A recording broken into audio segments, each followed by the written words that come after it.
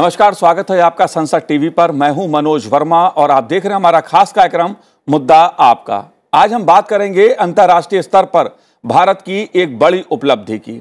अंतर्राष्ट्रीय स्तर पर भारत के बढ़ते प्रभाव और महत्व की। मुद्दा है भारत का G20 देशों की अध्यक्षता का। भारत ने गुरुवार 1 दिसंबर 2022 से औपचारिक रूप से G20 देशों का अध्यक्ष पद संभाल लिया। भारत पूरे 1 साल के लिए दुनिया के आर्थिक रूप से संपन्न देशों के समूह G20 की अध्यक्षता करेगा। G20 देशों में दुनिया की 60% आबादी है, वैश्विक जीडीपी का 80% और वैश्विक व्यापार का 75% हिस्सेदारी G20 देशों के पास है। इससे G20 देशों के इस मंच की शक्ति और महत्व का पता चलता है, इसे समझा जा सकता है। इसलिए भारत के लिए एक बड़ी उपलब्धि के तौर पे इसे माना जा रहा है। G20 देशों का 18वां शिखर सम्मेलन 2023 में भारत में आयोजित किया जाएगा। प्रधानमंत्री नरेंद्र मोदी ने कहा है कि भारत G20 देशों की अध्यक्षता के साथ दुनिया में एकता की सार्वभौमिक भावना को बढ़ावा देने की दिशा में कार्य करेगा। इसलिए आज बात भारत का G20 देशों की अध्यक्षता और इससे जुड़े विभिन्न पहलुओं पर करेंगे, इन्हें समझने की कोशिश करेंगे। खास मेहमान मेरे साथ जुड़े हुए हैं, पूर्व राजदूत SR तायल जी हमारे साथ जुड़े हुए हैं। तायल जी, आपका बहुत बहुत स्वागत है संसद टीवी पे। साथ ही हम बात करेंगे Nehru memorial museum and library Delhi के वरिष्ठ फेलो प्रोफेसर राजाराम पांडे जी से। राजाराम जी, आपका भी स्वागत है संसद टीवी पर। और हमारे साथ जुड़े हुए हैं JNU के CES के प्रोफेसर गुलशन सचदेवा जी, आपका भी स्वागत है गुलशन जी। लेकिन शुरुआत तायल साहब मैं आपसे करूंगा। बात G20 देशों की अध्यक्षता की है, भारत का बढ़ता महत्व, आप इसको कैसे देखते हैं, कितनी बड़ी उपलब्धि है?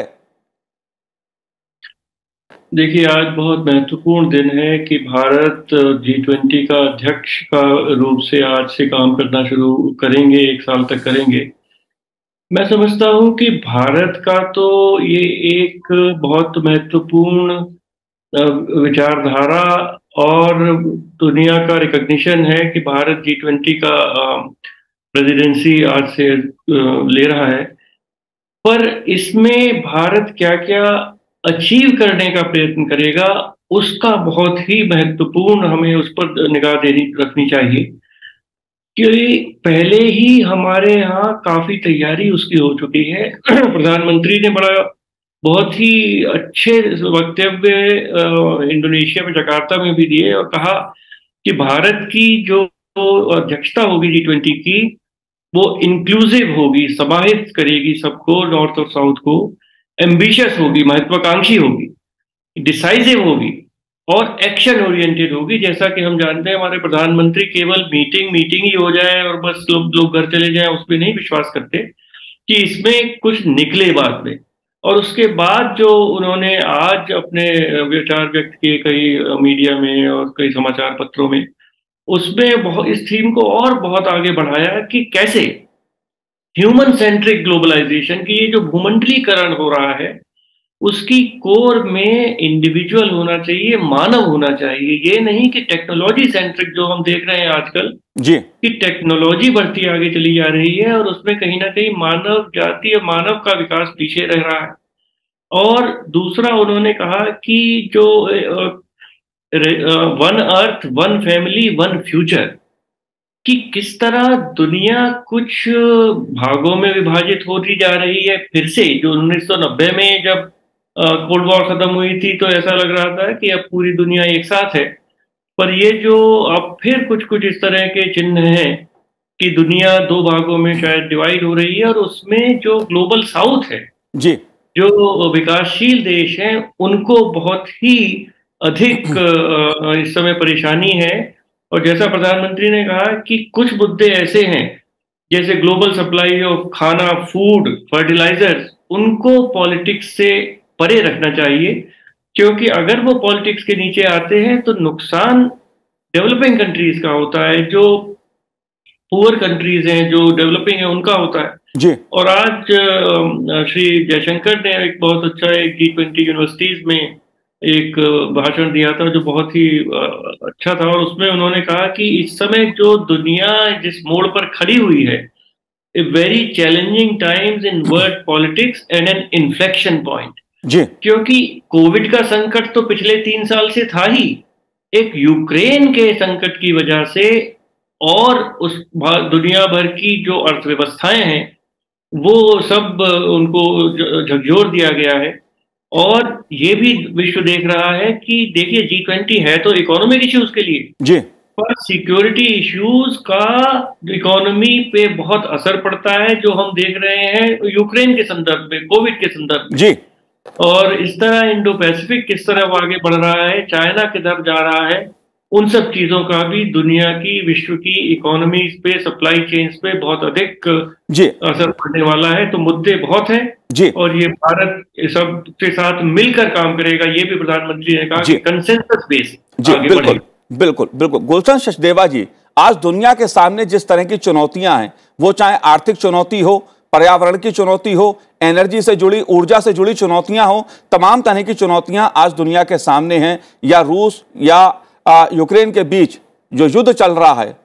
और दूसरे जो टकराव की स्थिति दुनिया के कई देशों में नजर आती है, उसके बीच G20 देशों की अध्यक्षता भारत के पास, आप इसको कैसे देखते हैं? Thank you. बिल्कुल आपने सही कहा कि देखिए, जैसे एम्बेसडर दयाल जी बता रहे थे कि जब G20 का गठन हुआ था,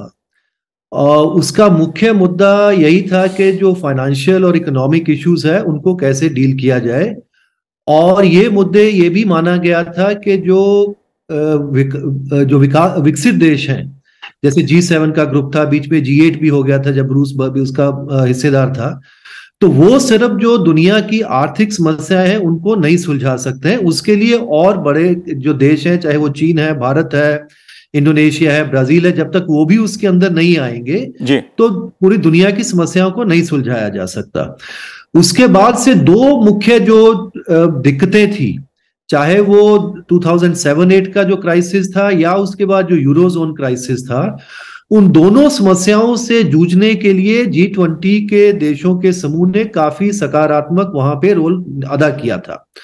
तो अभी जिस तरह की जो दिक्कतें हैं, चाहे वो एनर्जी क्राइसिस है, चाहे वो फूड क्राइसिस है, या जिस तरह की जियोपॉलिटिकल टेंशन अभी यूक्रेन के कारण बनी हुई है, या इंडो पैसिफिक के अंदर जो टेंशन्स हैं, अब ये सारी टेंशन जो है उसके चलते हुआ ये है कि अब देखें यूरोप के अंदर और अमेरिका के अंदर जिस तरह की महंगाई की स्थिति है और जिस तरह के अनिश्चितता का माहौल पूरे एनर्जी के मार्केट के अंदर है, वो एक सबसे बड़ा मुद्दा आने वाले महीनों में और सालों में बना रहे। और उसके अंदर ये है कि ये समस्याएं, चाहे वो 207-8 की थी या यूरो क्राइसिस थी, जो अभी भी जो समस्या है, वो समस्याएं पैदा हुई है मुख्य तौर से विकसित देशों के अंदर, लेकिन उसका जो खामियाजा है वो भुगतना पड़ रहा है बहुत से विकासशील देशों को, चाहे जिस तरह की भी एनर्जी क्राइसिस है और जो जियोपॉलिटिकल टेंशन सारी बनी है उसके जो परिणाम भुगतने पड़ रहे हैं। तो भारत की मुझे लगता है क्योंकि भारत के संबंध सभी देशों के साथ अच्छे हैं, तो उसके चलते भारत की ये भूमिका रहेगी कि इस तरह से इन टेंशन को कम किया जाए। और ये जो अनिश्चितता का माहौल है और एनर्जी में, और जिस तरह से जो दिक्कतें पूरी दुनिया को, क्योंकि अगर आप इंडोनेशियन प्रेसिडेंसी देखें तो उस टाइम उनका जो नारा था कि रिकवर टुगेदर, स्ट्रॉन्गर, रिकवर करेंगे हम लोग, अब वो रिकवरी से दूर होके दोबारा से फिर जो है प्रॉब्लम आनी शुरू हो गई पूरी दुनिया की अर्थव्यवस्था को। और उसके चलते जो पूरे सस्टेनेबल डेवलपमेंट गोल्स हैं उसके जो टारगेट्स है वो पीछे चले गए हैं, जो एनर्जी ट्रांजिशन के टारगेट्स है वो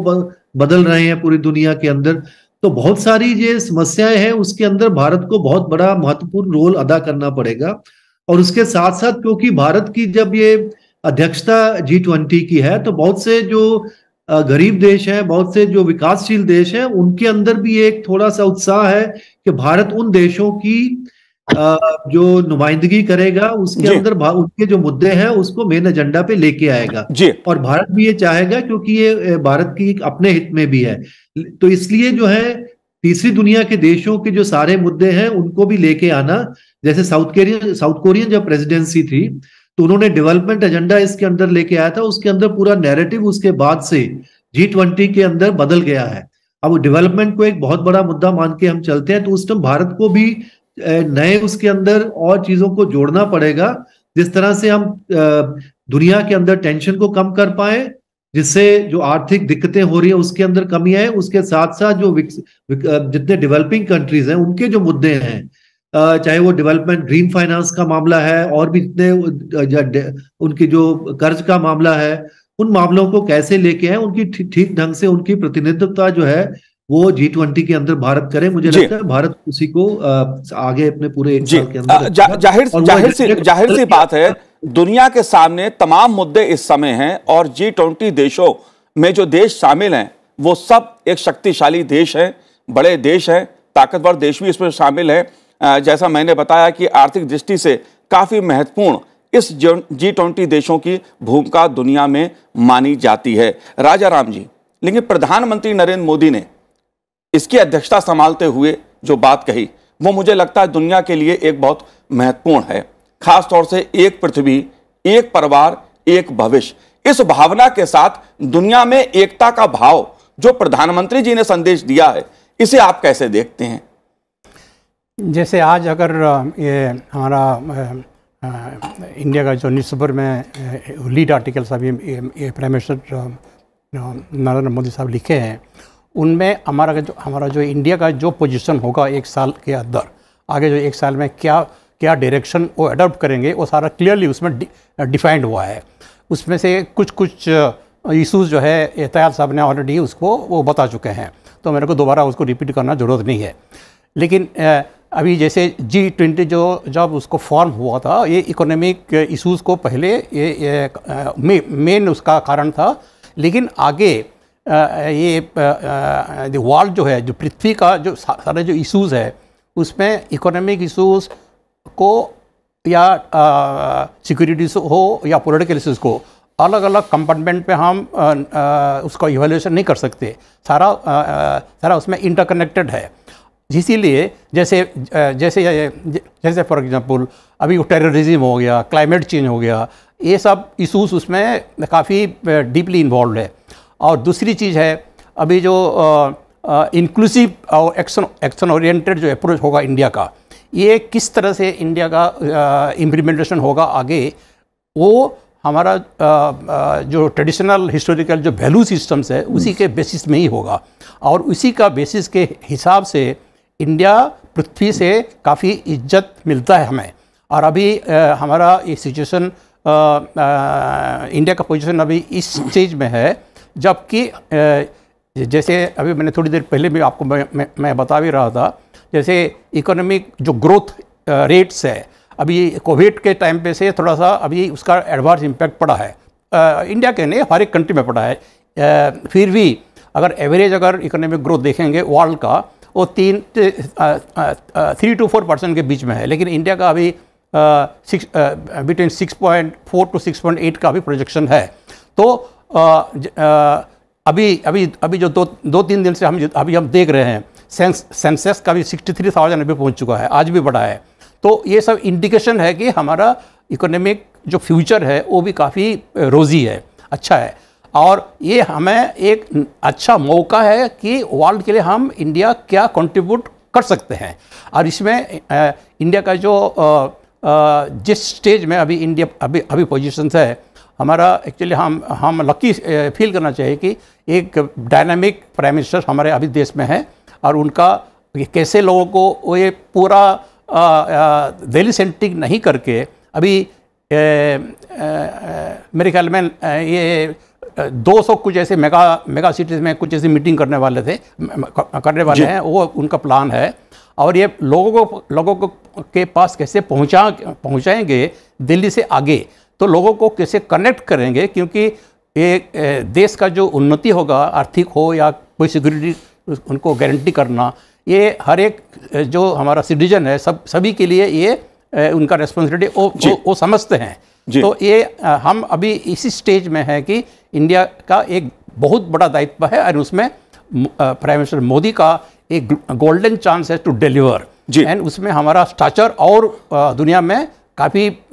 ऊंचा होगा, और हमारा जो सिविलाइजेशन जो एथॉस है वो हमें काफ़ी स्ट्रेंथ देगा। जी बिल्कुल, जाहिर सी बात है, G20 देशों की जो अध्यक्षता भारत को मिली है, इस पर हर देश के नागरिक को गर्व करना चाहिए, और सरकार उसी प्रकार से कि 2023 में जब देश में G20 देशों का सम्मेलन होगा, शिखर सम्मेलन होगा, तो उसको लेकर जो तैयारियां हो रही हैं उसके पीछे भी भाव यही है कि दुनिया भारत को देखे, भारत की शक्ति को देखे और भारत को उसकी सांस्कृतिक जो वैभवता है उसको समझे। लेकिन तायल साहब, मैं आपसे ये समझना चाहता हूं, जब कई मुद्दों पर दुनिया दो भागों में बटी नजर आती है, बात चाहे पर्यावरण की हो, उस पर शक्तिशाली देशों के बीच ही तनातनी देखने को मिलती है। रूस और यूक्रेन के बीच युद्ध, दुनिया दो भागों में बटी है।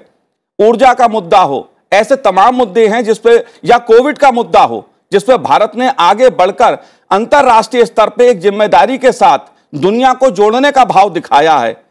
आप कैसे देखते हैं, क्योंकि इसमें कई देश शामिल हैं जिनके बीच तनातनी रहती है, आर्थिक मुद्दों पर ही नहीं, तमाम दूसरे मुद्दे भी हैं।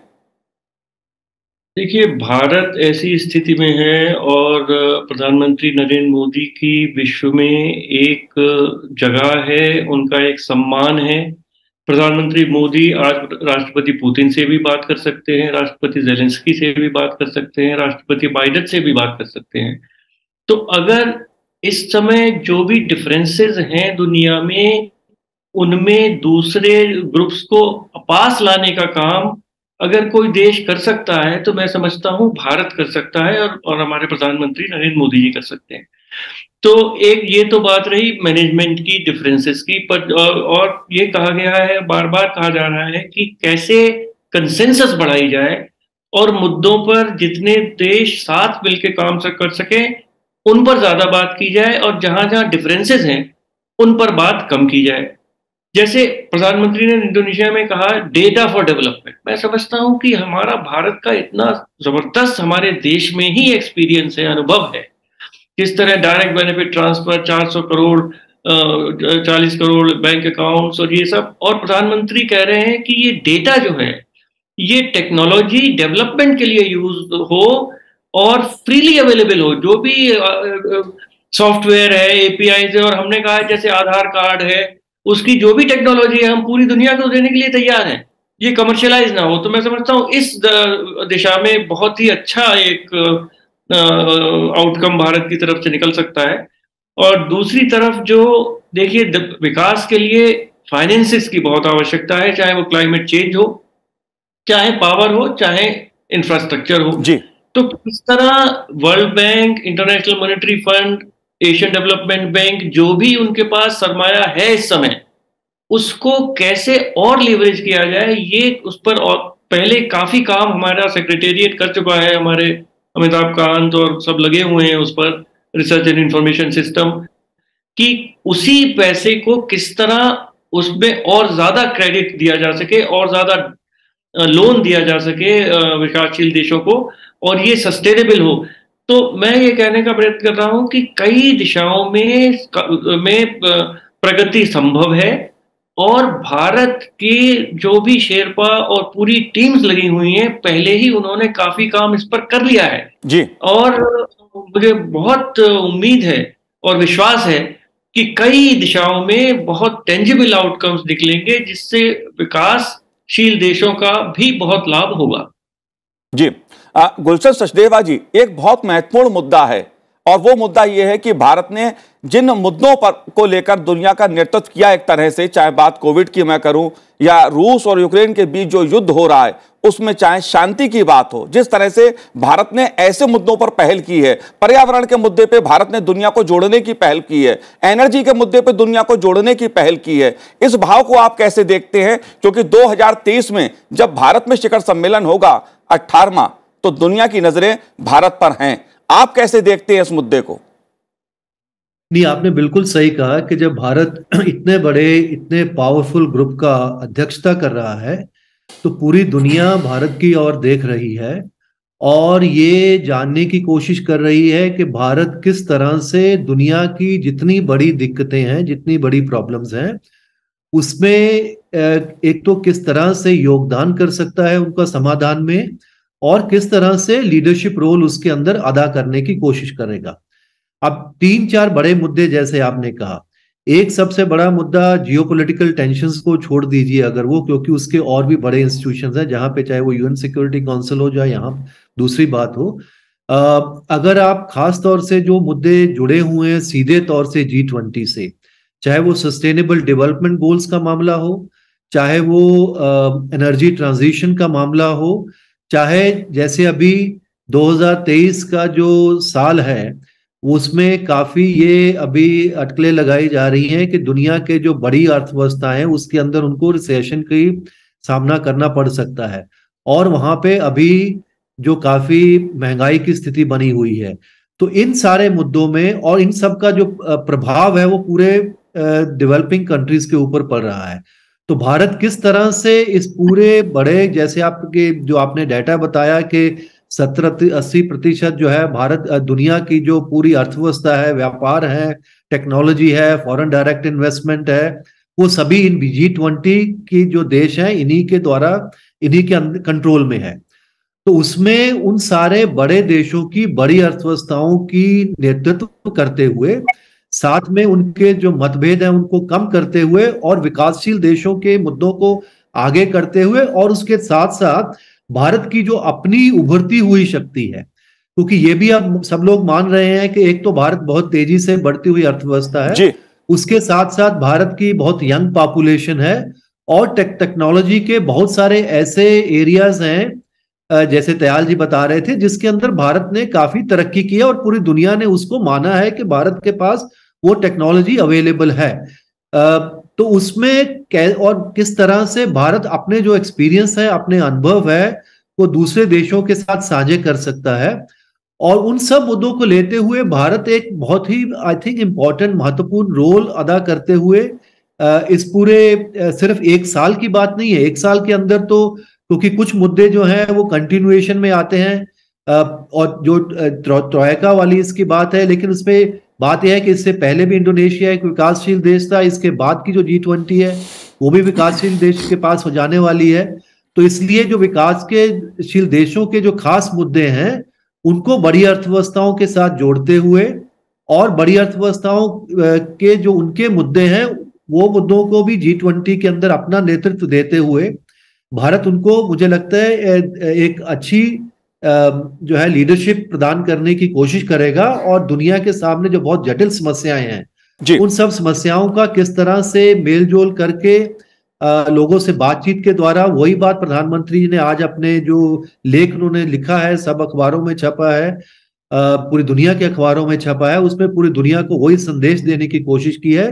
कि भारत की जो अपनी डेमोक्रेसी है, भारत की जो अपनी परंपरा है, भारत की जो अपना इतिहास है, उन सब से, और भारत का जो हमारा अपना डेवलपमेंट का एक्सपीरियंस है, उन सब से जो हमको सीख मिली है, उससे हम सीखते हुए पूरी दुनिया के साथ मिलजुल के पूरी दुनिया को आगे बढ़ाने की कोशिश करेंगे। यही मुझे लगता है भारत की G20 की जो अध्यक्षता होगी उसका परिणाम एक साल के बाद आएगा, और जो मुद्दे मुझे लगता है भारत उठाएगा वो सिर्फ एक साल के में ही खत्म नहीं हो जाएंगे, उसके दूरगामी परिणाम G20 के पूरे नैरेटिव पे, उसके एजेंडा पे आने की मुझे पूरी उम्मीद है कि उसी के अंदर भारत का पूरा उसकी जो है फोकस रहेगा। राजाराम जी, कुछ मुद्दे मैंने इसलिए उठाए बार बार, चाहे बात मैंने कोविड की या रूस युद्ध यूक्रेन की बात मैंने की, पर्यावरण की बात की, इसलिए मैंने बात की क्योंकि दुनिया आज भारत की तरफ देख रही है। जो भारत की लीडरशिप आज दुनिया को मिली है उसमें भारत ने कई जगह कई मुद्दों पर बहुत पॉजिटिव भूमिका निभाई है, इसको दुनिया का लगभग हर देश मानता है। आप कैसे देखते हैं इस पहलू को, क्योंकि भारत आज जब वैश्विक मंच पर दुनिया के देशों का नेतृत्व कर रहा है, शक्तिशाली देशों का नेतृत्व कर रहा है, आप इसे कैसे देखते हैं, आगे की राह क्या है? देखिए, प्राइम मिनिस्टर मोदी जो कुछ भी बात करते हैं वो अपना खुद का बात नहीं करते हैं, वो 1.3 बिलियन पॉपुलेशन के बिहाफ से बात करते हैं। तो दुनिया को ये मालूम है कि 1.3 बिलियन पॉपुलेशन का ये बात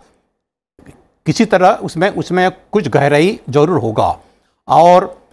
जैसे कोई भी फैमिली में कोई डिफरेंस तो होता ही, फैमिली भी के अंदर होगा तो देशों के रीजन में भी डिफरेंस होता है।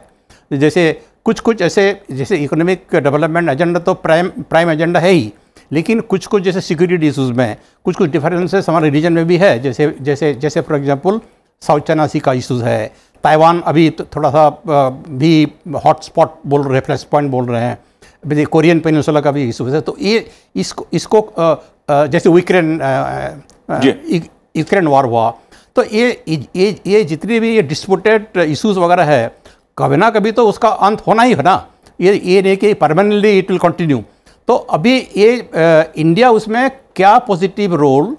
प्ले कर सकता है, ये अच्छा मौका है, क्योंकि दुनिया अभी इंडिया का वॉइस का जो इम्पैक्ट है उसको काफ़ी इम्पोर्टेंस देते हैं। और इंडिया को भी अभी ये अच्छा मौका है कि ये कैसे पॉजिटिवली, जैसे आज का पेपर में जो प्राइम मिनिस्टर मोदी लिखे हैं, एक्शन ओरिएंटेड इंक्लूसिव मीन्स ये सब लोगों को मिलजुल के साथ लेके उसका कोई भी इशू का ऐसे डिस्प्यूटेड हो, कोई टेंशन हो, कोई कन्फ्लिक्ट हो, ये परपेचुअली फॉर एवर इसको छोड़ना ही नहीं है, उसका कुछ ना कुछ सॉल्यूशन निकलना है। इसी को ये 1 साल के अंदर प्राइम मिनिस्टर मोदी किस तरह से उसको एड्रेस करते हैं, ये बहुत बड़ा एक चैलेंज भी है और बहुत बड़ा अपॉर्चुनिटी भी है। और इसी को अगर इफेक्टिवली अगर हम कर सकते हैं तो हमारा इंडिया का पोजीशन वर्ल्ड के आइज में और एलिवेट होगा जी। तो ये जो G20 का जो प्रेसिडेंसी का जो अभी आया है हमारे पास, ये सब लोगों को हर एक इंडियन सिटीजन को एक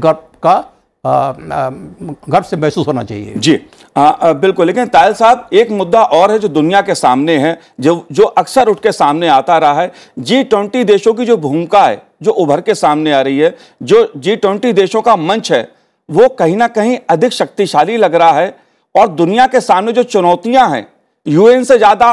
अधिक सक्रिय भूमिका निभा रहा है। क्या इस मुद्दे को आप स्वीकार करेंगे? क्या जो G20 देश हैं, जो G20 का मंच है, इसकी भूमिका और मजबूत होनी चाहिए और आगे बढ़नी चाहिए? आप कैसे देखते हैं इस मुद्दे को? मैं समझता हूं कि जैसा प्रधानमंत्री जी ने भी कहा कि यूनाइटेड नेशंस इस समय जो गंभीर मुद्दे हैं उन पर दुनिया को साथ लाकर और कुछ उनका सॉल्यूशन निकालने में असमर्थ रहा है। और G20 में हर एक देश जो प्रभावशाली है, जिसमें कुछ करने की कैपेसिटी है, वो सब मौजूद हैं। तो G20 को एक ऑल्टरनेटिव के रूप में मैं समझता हूँ पहले यूनाइटेड नेशंस के कार्य करेगा। इकोनॉमिक इश्यूज पे तो हमेशा किया ही है, और जो हमने 2008 में देखा और उसके बाद भी देखा, पर शायद अब सिक्योरिटी के साथ जो जुड़े हुए मुद्दे हैं उनमें भी G20 के मंच पर शायद अधिक प्रभावशाली नतीजे निकलें जी यूनाइटेड नेशंस के मंच पर। जी तो ये एक जरूर दिखना चाहिए जी। बिल्कुल बिल्कुल। जैसे जैसे भारत के पास ये अध्यक्षता आई है G20 देशों की, और तमाम मुद्दे जो दुनिया के सामने हैं, भारत का जो संदेश है, प्रधानमंत्री नरेंद्र मोदी का जो संदेश है कि दुनिया को जोड़ते हुए, साथ चलते हुए, शांति के साथ सभी विकास करें, एक पृथ्वी, एक परिवार और एक भविष्य के ध्यान में रखते हुए, जाहिर तौर पर G20 देशों का शिखर सम्मेलन जो भारत में होगा वो दुनिया को और भारत को एक नई दिशा प्रदान करेगा। आप तीनों ने इस कार्यक्रम में भाग लिया, संसद टीवी से बात की, बहुत बहुत शुक्रिया, बहुत बहुत धन्यवाद हमसे बात करने के लिए। तो आज इस कार्यक्रम में इतना ही, मुझे दीजिए आज्ञा, नमस्कार।